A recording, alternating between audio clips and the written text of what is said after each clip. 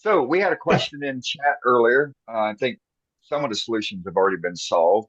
But for those that didn't see it, there was a question on when you're doing segmented rings and you don't have a drum sander, what is the best way to go about flattening those rings that you've got made up? And so I'll open the floor up for those that do segmenting on on the various methods that you use outside of a drum sander for flattening the segmented rings.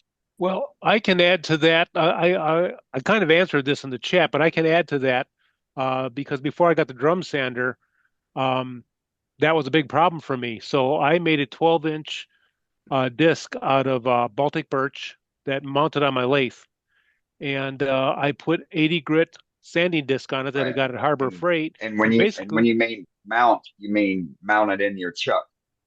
well, not on the chuck. I actually had a faceplate No. on it. So, Oh, but okay, but you could mount it do a on the chuck too. I've seen people chuck. do that. So, and then anyways, I just took the ring and I put chalk on it as per Earl's small segment shop, and I held the ring against the spinning disc and just checked for the chalk marks every so Mm. often. When they were gone, I took a ruler and held it against each segment across it just to make sure everything was flat. There was no gaps or anything like that. Then I turned around and did the other side. And when I finished that, then I moved on to the next ring until I was done. The trick with that is you got to really watch your knuckles and your fingernails. Right. And then And so don't ask this me is how an I know that. example. So mine, I'm mounting the back of the chuck, Yep. and then this is dual purpose. This is set up right now for large bowls to be pressed against so I can remove the tenon or work on the bottom. But when I don't have my silicone mat on it, then I put 80 grit sandpaper over it to flatten anything that I want to flatten off. Yep. And so that's Dave. That's what they mean. What Jeff is talking about and what I was talking about, making a big disc out of cabinet grade um, plywood. And the reason why I use cabinet grade is because it won't move. It's solid and Yeah. it won't Yeah. warp on you over time. You can use a piece of MDF too. The problem with MDF though is when you're taking the old sanding disc off, it's pretty much going to destroy it. Right, it's MDF. Yeah, so you're going to make a new one every single time. But Right. I don't change my pad that often. So, but now I've got the drum sander, so it doesn't get used that often. I basically use it now just for squaring off the blanks for my pens. So, I use cold jaws. oh, Mount the there you ring go. in a cold jaw Yep. and turn it. Or you could make something like this. I've shown it before. Yeah.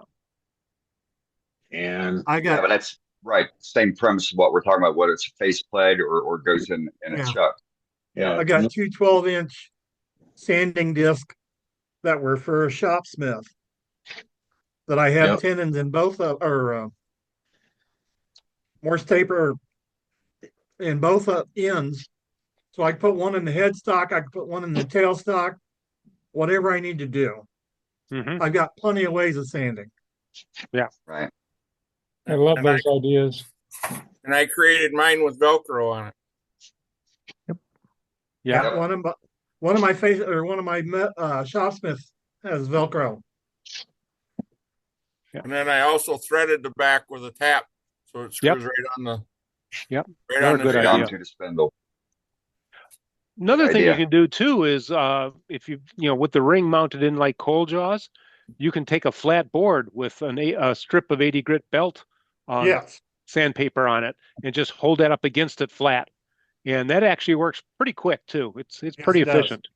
Yep. I do that all the time. Yeah. So you got lots of options, Dave. I appreciate it. All You also all you pretty much also can, similar. for making your disc. If you don't want to buy a thread, you can also buy an inch and 1 inch by 8 or 1 inch by quarter threaded nut and glue that in the back of your disc too. Yeah. Yep. Yep. Then you don't have to have a tap. I was getting tired trying to figure out how to sand it and keep it flat. Yeah. Right.